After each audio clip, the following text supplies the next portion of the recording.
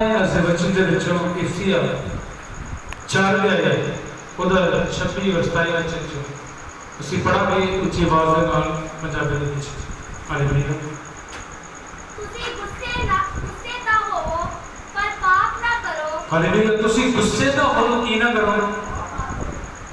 ਅੱਜ ਤੱਕ ਪਾਪ ਦੇ ਬਾਰੇ ਪਰਮੇਸ਼ਰ ਦੱਸੇਗਾ। ਅੱਜ ਅਸੀਂ ਕਿਦਾਂ ਅਸੀਂ ਕ੍ਰੋਧ ਹੋਣੇ ਆ ਪਰ ਕਿੰਨਾ ਦੇ ਨਾਲ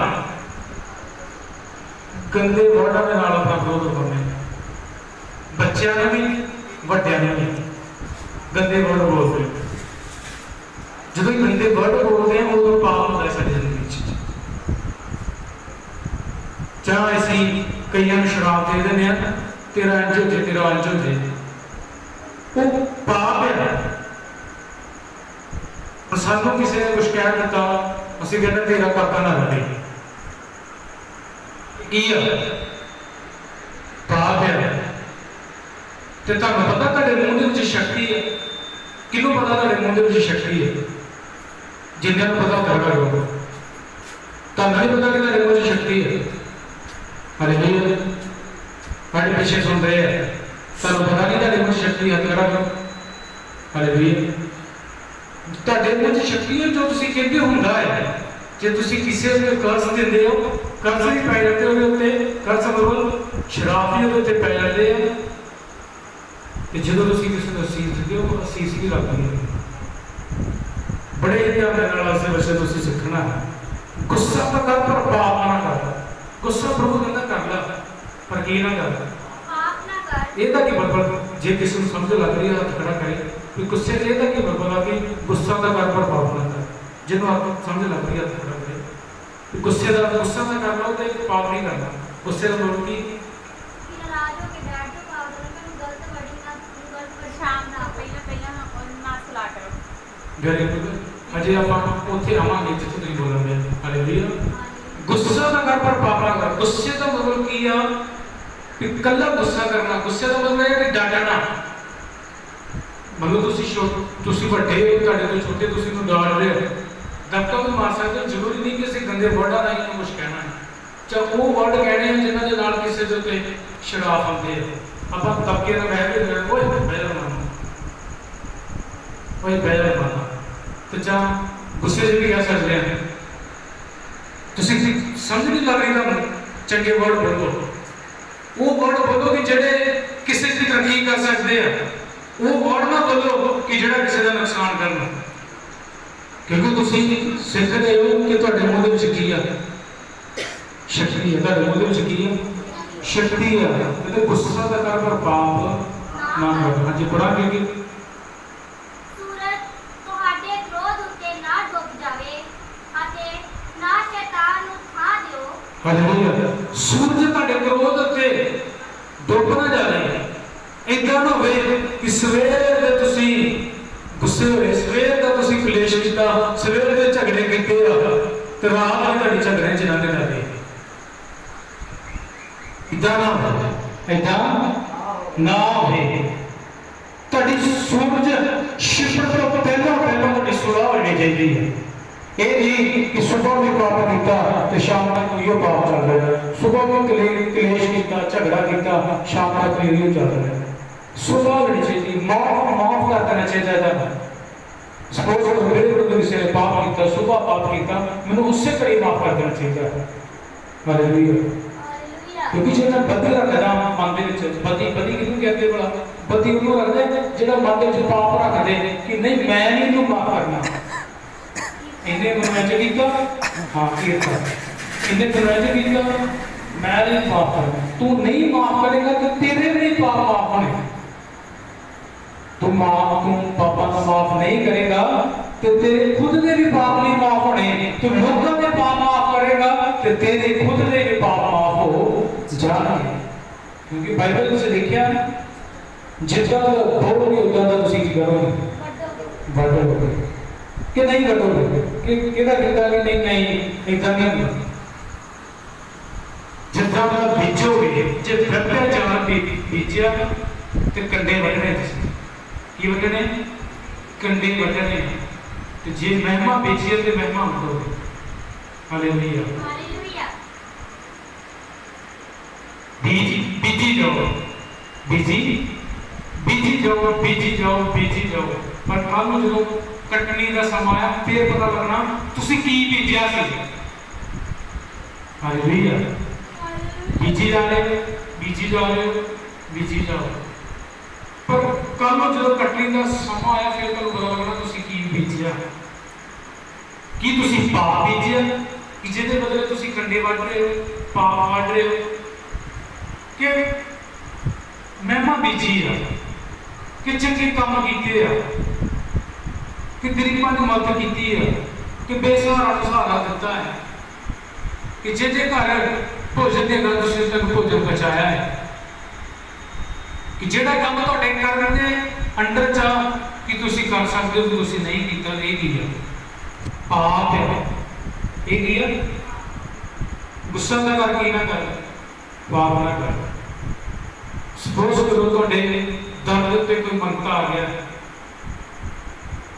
तीन लोग कहते हैं देखो वो माफ करे, मैं उन्होंने विरुद्ध नहीं है, पर मैं सच्चाई दस नहीं चल चल असी भिक्षा नहीं देते, असी यीशु को मानते, किहनूं मानते, कित्थे लिखिआ कि जिहड़े यीशु को मानते वो अपना मतलब किहनूं खाना ना खवाउण, किहनूं रोटी ना खवाउण, किहनूं पानी ना पिआउण। बाइबल 'च लिखिआ तूं प्राहुणचारी रज के कर, एवें पुट्ठी शिक्षा च ना भज्जे फिरो। हाँ पैसा भावें ना लो, पैसा सद के कुर्सी दियो, कुर्सी दियो, खाना दियो, पानी दियो, हो सकता है उसको बस बाद में चाह भी बना के दो। कि परमेश्वर देख रहा है कि तुसी भला की बीज रहे हो। एक दिन मैं वड्याई नहीं कर रहा अपनी, शायद मेरे बच्चे को पता हो, पिछले दिनों की गल आ, सियाल के दिनों की शायद गल नहीं है, पिछले दिनों की गल आ कि गर्मियों की शायद की गल हो,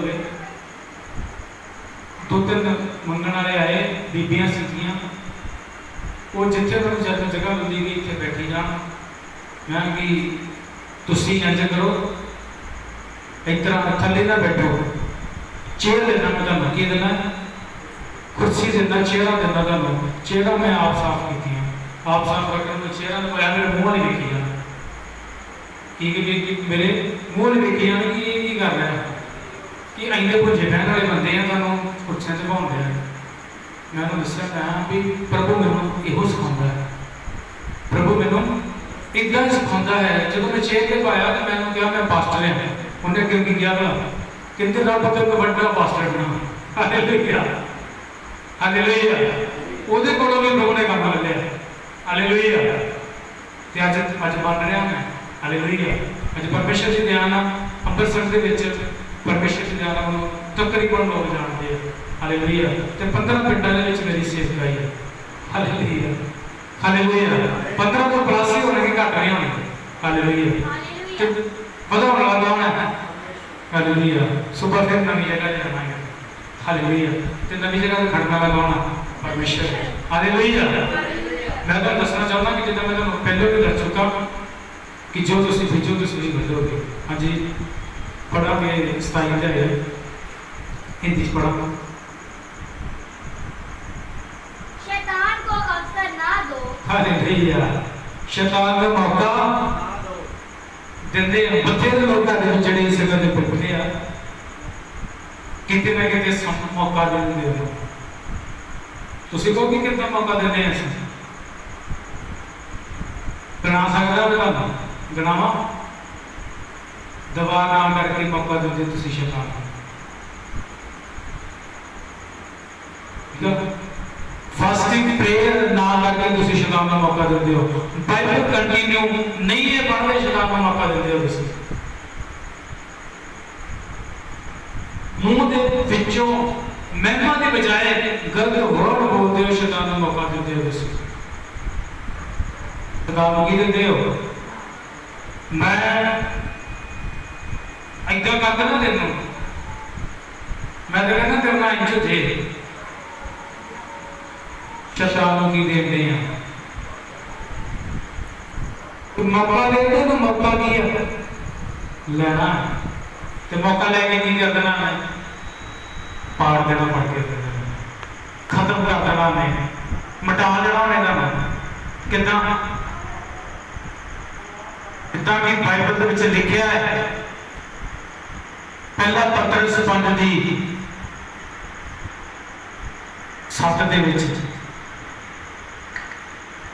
सुचेत रहो और जागते रहो क्योंकि तुहाडा विरोधी शैतान तुहाडे की है पिछे लगा है कि किस नूं मैं पाड़ा किन्ने ने वचन पढ़िया पढ़िया किन्ने ने सुनिया हालेलुया इस करके शैतान खोज दे विच है ते जे खोज दे विच तो मौका ना लियो ऐदा ना वेखो अपनी युक्तियां नूं अपने प्लानिंग नूं तुहाडी जिंदगी दे विच पूरा कर देंगे हालेलुया पर परमेश्वर की प्लानिंग कुछ हो रहा तुहाडी जिंदगी दे विच शैतान दी प्लानिंग कुछ हो रहा शैतान चाहता कि तुसी खत्म हो जाओ पर परमेश्वर चाहता कि तुसी सदा दा जीवन प्राप्त करो सदा दे जीवन के लिए यीशु मसीह ने तुहानू चुनिया है सदा दे जीवन के लिए यीशु मसीह ने तुहानू चुनिया है और शैतान ने तुहानू मार मुकाउण दा फैसला लिया है हुण तुसी शैतान को अवसर देना है शैतान को मौका देना है कि परमेश्वर को मौका देना है जिस परमेश्वर को मौका देना है तो बंदे बन जाओ सीधे हो जाओ सुधर जाओ हालेलुया ये प्रभु को सुधारना होता है हालेलुया नहीं तो फिर जिहदे कमां करने वो फिर सारी जिंदगी से कर ही रहेगा हालेलुया और जो लोग इस वचन को फेसबुक ते या यूट्यूब ते देख रहे हैं मैं निवेदन करदा उन्होंने कि तुसी करोड़ का कर सकते हो बाइबल कहती है पर पाप नहीं करना तो शैतान को मौका नहीं देना अपनी जिंदगी दे विच शैतान को तुसी मौका दोगे तो शैतान मौका दे लेगा तो तुहानू खत्म कर देगा पड़ के अपनी प्लानिंग नूं तुहाडी जिंदगी च पूरा कर देगा क्योंकि परमेश्वर की प्लानिंग कुछ हो रहा है और शैतान की प्लानिंग कुछ हो रहा है परमेश्वर की प्लानिंग है कि तुहानू जीवन देवे शैतान की प्लानिंग है कि तुहानू खत्म कर देवे हुण ये तुहाडे हाथ वास है कि तुसी जीवन लेना है कि मौत लेनी है सदा का जीवन लेना है कि सदा की मौत लेनी है जे शैतान के आगे लगोगे सदा की मौत है प्रभु के आगे लगोगे परमेश्वर के आगे लगोगे तो सदा का जीवन है परमेश्वर का इस वचन से बरकत दे God bless you so much.